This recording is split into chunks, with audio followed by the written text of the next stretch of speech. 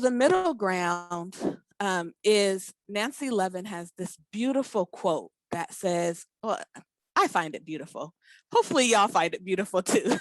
Honor the space between no longer and not yet.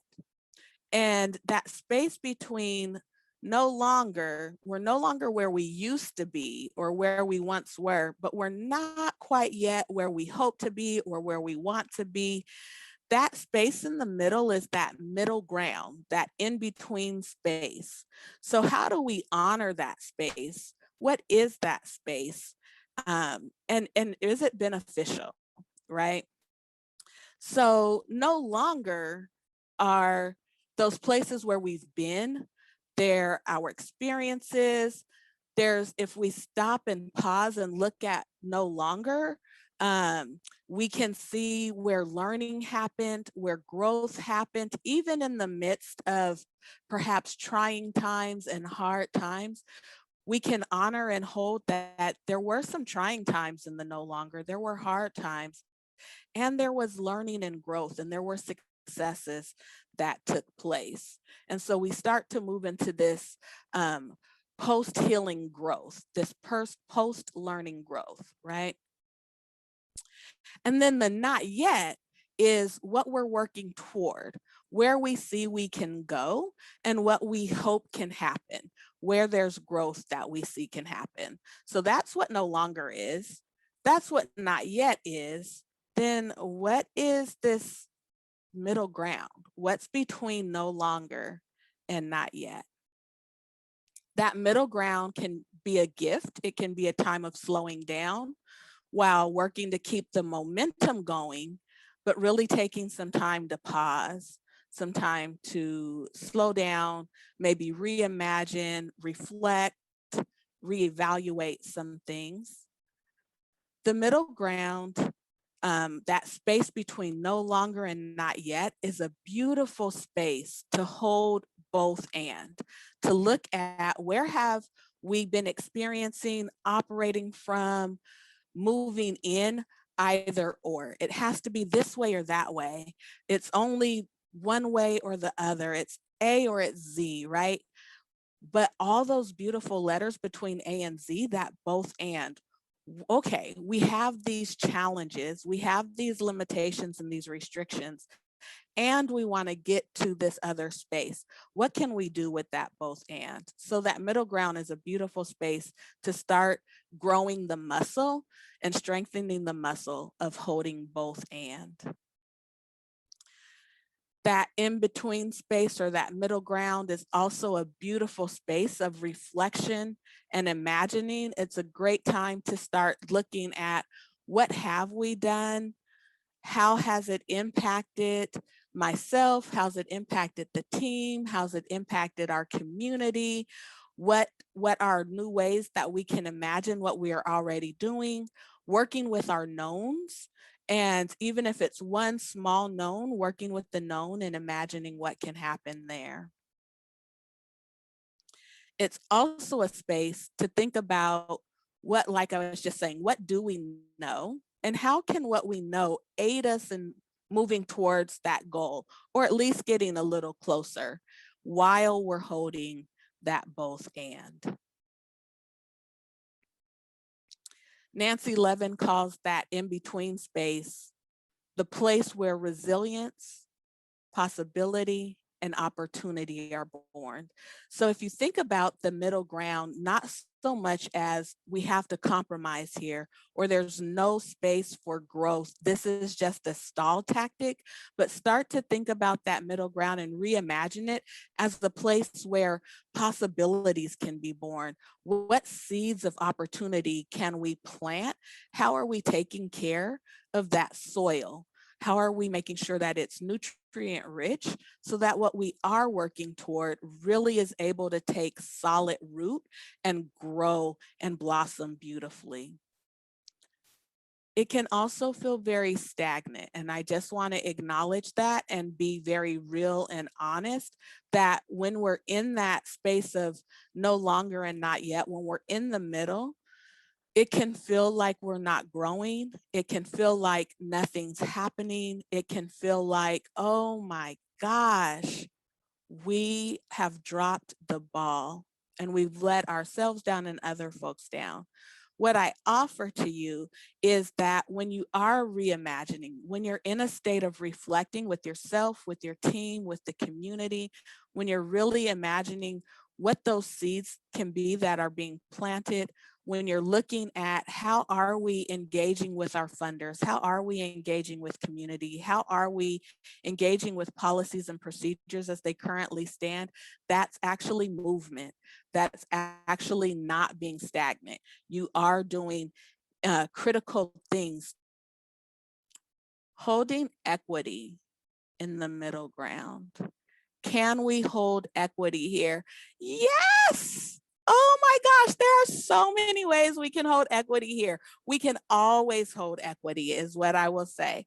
So we can definitely use an equity lens and hold equity and social justice in this middle ground.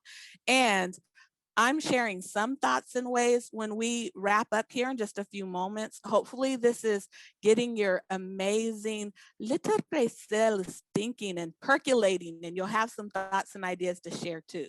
So how can we hold equity in this middle ground space? We can continue reflecting and asking questions. And these are some thoughts that come to mind for me. Are we doing the least amount of harm in this reimagine? If not, how do we reimagine it so that we are doing the least amount of harm? Whose voices are we centering in this time? If this ask is shifting things, whose voices are being centered in that shift? Whose voices aren't being centered? We can reflect and ask, how can we both deliver? And this is just an example. It doesn't have to be funders. It can be community partners. It can be administration teams. It can be colleagues or other teams with whom you're partnering. I just picked funders as an example. But how can we both deliver what funders want and help them see the benefits of our reimagining? And so maybe the answer to that is holding, maybe there's a particular number of participants that they're looking for. So holding, how do we speak to if we don't have that number of participants and show the amazing benefits of the work that we've done? And talk about maybe the ripple effect, even if maybe we were 15 or 20 off from the numbers that we hope to participate, but we had such quality and depth and richness with those that did participate. And this is what we heard from them, and bring in that story piece to share with funders. A lot of funders are starting to be able to see and hold that both, and it's a slow turn though. It's a very slow turn. We can continue exploring. Y'all, the timer went off for our 60-second stand and stretch. Let's take a 60-second stand and stretch, or just look away from the computer, give your eyes a break, and we'll finish this up in 60 seconds.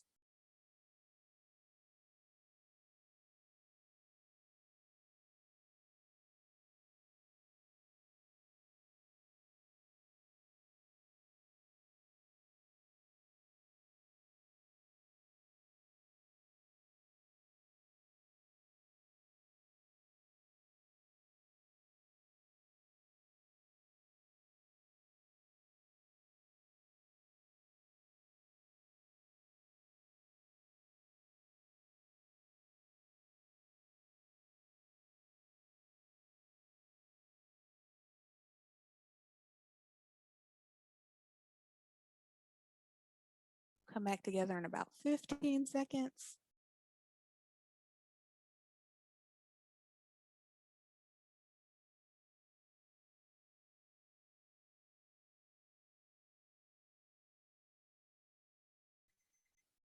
Awesome. Okay, beautiful folks. So we can continue exploring ways to help advance the work and the learning that's happening, the growing that's happening, even if they feel or seem small, even if those ideas, those thoughts, those actions seem or feel small. Holding the ripple effect that can and will happen will be huge and amazing, even if we're not able to see it immediately. We want to hold that.